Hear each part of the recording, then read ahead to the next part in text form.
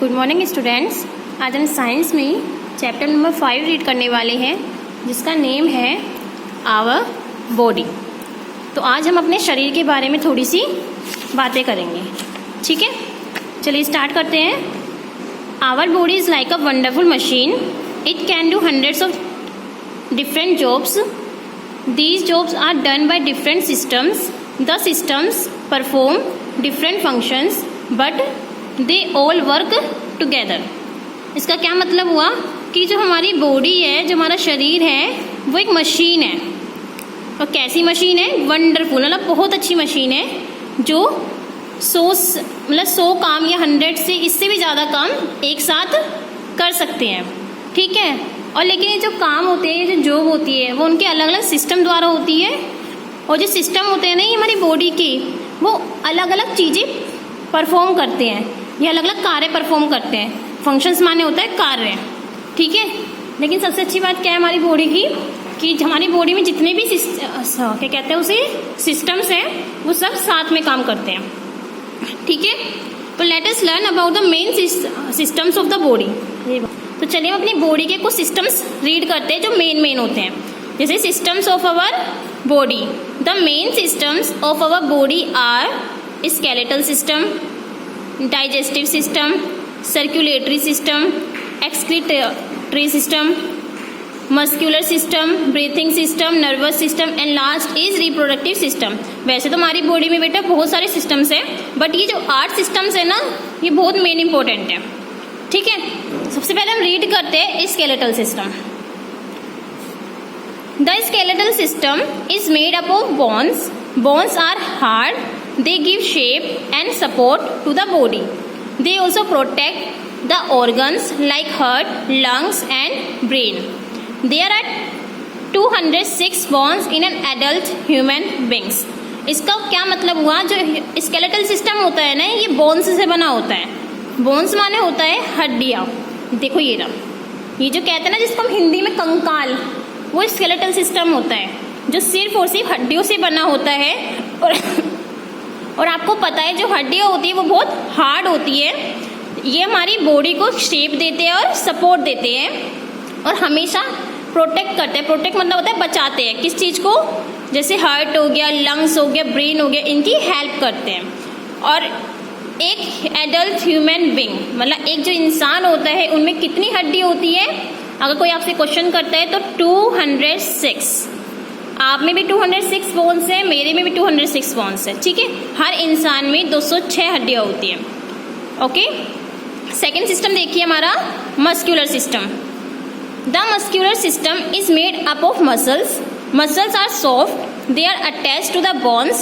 They along with the bones allow us to move many parts of the body. The heart is a kind of muscle that works day and night since birth and continues till death. There are more than 650 muscles in an adult human body. इसका क्या मतलब हुआ, जो muscular system होता है किस चीज़ से बना होता है? मसल से। आपको क्वेश्चन से पता चल जाना चाहिए कि मस्कुलर सिस्टम जो होता है मसल्स से बना होता है, ठीक है। और जो मसल्स होती है वो बहुत सॉफ्ट होती है और हमारी हड्डियों के साथ जुड़ी हुई होती है, ठीक है। लेकिन ये बोन्स को मतलब क्या करते हैं, ये बोन्स हमारी बॉडी को मूव करने में बोन्स के साथ हेल्प करती है, सहायता करती है। जैसे जो हार्ट है ना, वो भी एक तरह का मसल है, जो काम करता है पूरे दिन में, पूरे रात में, कंटिन्यूसली। जब से आप जन्म लेते हो, जब तक किसी इंसान की मृत्यु नहीं हो जाती, तब तक हमारा हार्ट चलता है, ठीक है। और जो मसल्स होती है वो कितनी होती है कि इंसान में 650 से भी ज़्यादा, एग्जैक्ट नहीं बताई कितनी होती है, 650 से ज़्यादा होती है, ठीक है। देखो मस्कुलर सिस्टम ये रहा।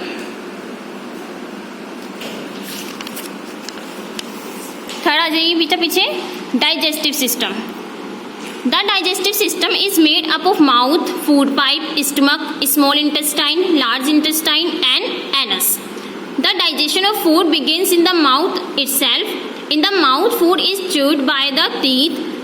It then goes to the stomach via the food pipe. In the stomach, the food is mixed with digestive juices. The food now changes into soluble form. Then it goes to the small intestine. Food is digested In the small intestine, blood takes up the important nutrients from the food and carries them to all parts of the body. The undigested food goes to the large intestine. Finally, it goes out of the body through the anus. सबसे पहले आप इसका diagram देखिए, फिर मैं समझाती हूँ आपको इसकी हिंदी। देखिए, डाइजेस्टिव सिस्टम का डायग्राम होता है, ये माउथ होता है हमारा, ये फूड पाइप होता है जिसके कहते हैं खाने की नली, ये स्टमक आपका पेट होता है, यहाँ पे स्मॉल इंटेस्टाइन होता है और यहाँ पे लार्ज इंटेस्टाइन होता है, और ये लास्ट पार्ट होता है एनस, जहाँ से आपका जो बेकार फूड होता है वो बाहर निकल जाता है। ठीक है, अब जो डाइजेस्टिव सिस्टम होता है किस चीज़ से बना होता है? Mouth, food pipe, stomach, small intestine, large intestine and anus. ठीक है, अब आप डाइजेशन कैसे स्टार्ट होता है? सबसे पहले आपने खाना खाया अपने मुंह में, है ना, उसके बाद उन्हें दांतों से चबाया, उसके बाद क्या हुआ, वो फूड पाइप के थ्रू आपके कहाँ पे पहुंचा? आपके स्टमक में पहुंचा। भाई फूड पाइप आपने खाना खाया, फिर फूड पाइप से होता हुआ कहाँ पे आया? आपके स्टमक में आया। ठीक है, उसके बाद क्या हुआ बेटा? उसके बाद जो हमारा फूड था वो मिक्सड हो गया हमारे डाइजेस्टिव जूस के साथ और एक सोल्यूबल फॉर्म बन गई। सोल्यूबल फॉर्म होती है जो चीज़ें घुल जाती है ना, घुलनशील, उस फॉर्म को कहते हैं। ठीक है, और देन इसके बाद कहाँ जाएगा? आप खुद बताइए, स्टमक के बाद हमारा जो खाना है वो स्मॉल इंटेस्टाइन में जाएगा, क्योंकि स्मॉल इंटेस्टाइन ऊपर है ना। उसके बाद कहाँ जाएगा? मतलब जितना खाना आपका पच जाता है वो स्मॉल में चला जाता है, और food is digested in the small intestine, मतलब इसमें जो डाइजेस्टेड फूड जाता है। ओके, उसके बाद क्या होता है? जो हमारा ब्लड होता है ना, जितने भी हमारे बॉडी मतलब हमारे खाने में न्यूट्रिएंट्स थे ना, वो ब्लड द्वारा हमारी बॉडी तक पहुंच जाता है, ले लिया जाता है। और उसके बाद क्या होता है? जब ये लार्ज इंटेस्टाइन में जाता है ना, लार्ज इंटेस्टाइन का मतलब होता है जो खाना आपका अनडाइजेस्टिव रह जाता है, जो खाना आपका नहीं पच पाता, वो आपका लार्ज इंटेस्टाइन में आके फिर आपका बाहर निकल जाता है। ठीक है, समझ में आया? पहले आपने खाना खाया, वो आपकी फूड पाइप में आया, उसके बाद आपकी जब स्टमक में आया, फिर स्मॉल इंटेस्टाइन में आया, और फिर आपके ब्लड द्वारा सारे न्यूट्रिएंट्स ले लिए गए और सारी बॉडी को पहुंचा दिया गया, पूरी बॉडी को। फिर लार्ज इंटेस्टाइन में जो खाना अनडाइजेस्टिव था, बिना पचा खाना था, वो इसमें आके आपका बाहर निकल गया। ओके ओके, 4 देखिए, breathing system.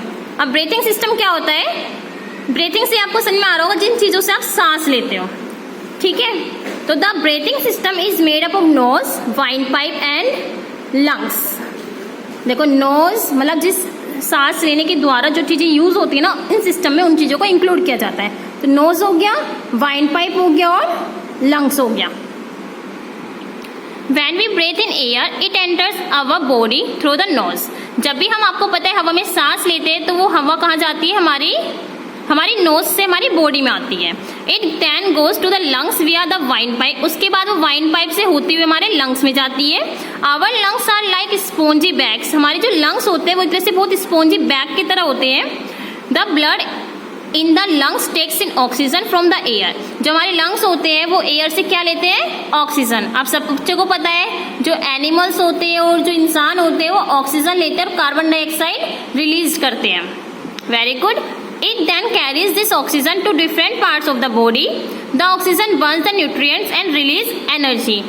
The air we breathe out contains carbon dioxide. वो लाइन लिखे देखो, सेम जो मैंने अभी आपको बोली कि जो हम सांस को जो हम बाहर छोड़ते हैं वो होते हैं carbon dioxide. Our body does not need this gas, क्योंकि हमारी बॉडी को इस गैस की नीड नहीं होती। It goes to the atmosphere when we exhale. ठीक है, तो हम इस वाली गैस को, कार्बन डाइऑक्साइड को एटमॉस्फेयर में ही छोड़ देते हैं और वहां से ऑक्सीजन ले लेते हैं। ब्रीथिंग सिस्टम का डायग्राम ये रहा। ओके, नेक्स्ट आ जाइए बेटा, सर्कुलेटरी सिस्टम। सर्कुलेटरी सिस्टम क्या है? The circulatory system is made up of heart and blood vessel. जो सर्कुलेटरी सिस्टम होता है वो हार्ट से और ब्लड वेसल्स से बना होता है।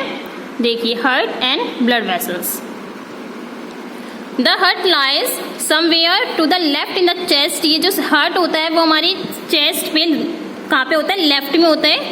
हमारे हार्ट कहाँ होता है? लेफ्ट में होता है। Okay, it beats all the time. ये हार्ट समय धड़कता रहता है। आपको पता है दिल धड़कता है। When it beats it pumps blood. और जिस टाइम भी मतलब जब भी ये धड़कता है, मतलब दिल हमारा, हार्ट जो होता है वो बीट करता है, तो उस टाइम क्या होता है? हमारा ब्लड पंप होता है। This blood is carried to different parts of the body through blood vessels. और ब्लड वेसल्स के द्वारा हमारा जो ब्लड होता है वो हमारी बॉडी के हर पार्ट में पहुंचाया जाता है, अलग अलग पार्ट्स में पहुंचाया जाता है। Blood vessels also bring blood from different parts of the body to the heart. Blood vessels are very thin tube. जो ब्लड वेसल्स होती है वो बहुत पतली ट्यूब होती है। थिन मतलब होता है पतली, ठीक है। नेक्स्ट देखिए नर्वस सिस्टम। नर्वस सिस्टम क्या होता है?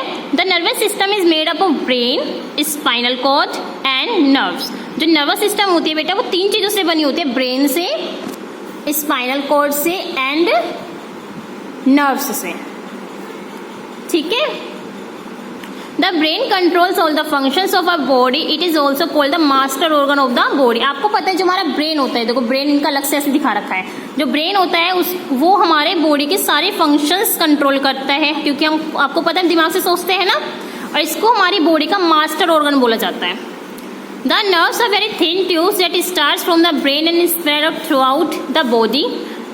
जो नर्व्स होती है वो बहुत पतली होती है, ये ब्रेन से स्टार्ट होकर हमारी पूरी बॉडी तक पहुंचती है। They carry messages from the sense organs to the brain. हमारे ब्रेन का जो मैसेज होता है वो हमारे सेंस ऑर्गन तक जाते हैं। The brain then sends out orders through these nerves for actions. You will learn about the spinal cord in next class. Spinal cord के बारे में हम अभी जब हम नेक्स्ट क्लास पढ़ेंगे ना तो उसमें बहुत अच्छे से समझेंगे। और भी अभी से आपको इतना ही समझना था कि जो हमारा नर्व सिस्टम होता है, नर्वस सिस्टम, उसके अंदर ब्रेन आता है, स्पाइनल कॉर्ड आती है एंड नर्व्स आती है। और जो ब्रेन होता है उसको हम अपनी बॉडी का मास्टर पार्ट बोलते हैं, क्योंकि ब्रेन से ही हम सब चीज सोचते हैं, ठीक है। ब्रेन हमारी बॉडी का एक मेन पार्ट होता है। एक्सक्रीटरी सिस्टम, इसका डायग्राम देखिए ऐसा होता है। Kidney, okay. The excretory system is made up of kidneys, lungs and skin. जो एक्सक्रीटरी सिस्टम होती है 3 चीजों से बना होता है, kidney, lungs and skin. Our body has 2 bean shaped kidneys at the lower part of the abdomen. They make urine. Urine is a waste product that comes out of the body when we go to the toilet. देखो जो हमारी kidney होती है ना, जो हमारी kidney होती है, मैं क्या कह रही थी बेटा, वो 2 होती है, जैसे 1 और 2। अब इसका जो लोअर वाला पार्ट होता है, जो नीचे वाला पार्ट होता है, ये इसका क्या वर्क होता है? ये यूराइन बनाता है। यूराइन मतलब आप टॉयलेट जाते हो ना, वो हमारा इसके द्वारा आता है, किडनी के लोअर पार्ट के द्वारा ही आप टॉयलेट जाते हो, ठीक है। तो the lungs collect carbon dioxide and force it to go out when we breathe out. और जो लंग्स होता है वो हमारी सारी कार्बन डाइऑक्साइड को कलेक्ट करता है और फोर्स करता है, जब भी हम सांस बाहर करते हैं ना, उसको बाहर करने में। The skin makes sweat which is also a waste product. It comes out of the body through small pores of the skin. आपको पता है हमारी स्किन से पसीना आता है, स्वेट को बोलते हैं बेटा पसीना, ठीक है। ये भी एक तरह का वेस्ट प्रोडक्ट होता है, तभी तो बाहर निकलता है। तो हमारी स्किन से बाहर कैसे निकलते हैं? हमारी स्किन में छोटे छोटे जो पोर्स होते हैं ना, उनके थ्रू हमारा जो स्वेट होता है, जो पसीना होता है, हमारी बॉडी से बाहर आ जाता है। ओके, लास्ट है आपका रिप्रोडक्टिव सिस्टम। रिप्रोडक्टिव सिस्टम किससे कहते हैं? The reproductive system has to produce baby. You will read out this system in higher classes. अभी सिर्फ और सिर्फ आपको इतना समझना है कि जो रिप्रोडक्टिव सिस्टम होता है वो हेल्प करता है हमको बेबी करने में, ठीक है। बच्चों को करने में जो सहायता करता है वो रिप्रोडक्टिव सिस्टम का ही काम होता है, ओके। बाकी तो इसे जब आप बड़े हो जाओगे ना तब हम इसे टॉपिक को अच्छे से समझेंगे। तो आपका पूरा चैप्टर कंप्लीट हो चुका है। अगर आपको कोई भी डाउट हो तो आप मुझसे पूछ लेना। आई होप आपको चैप्टर बहुत अच्छे से समझ में आया होगा। Thank you.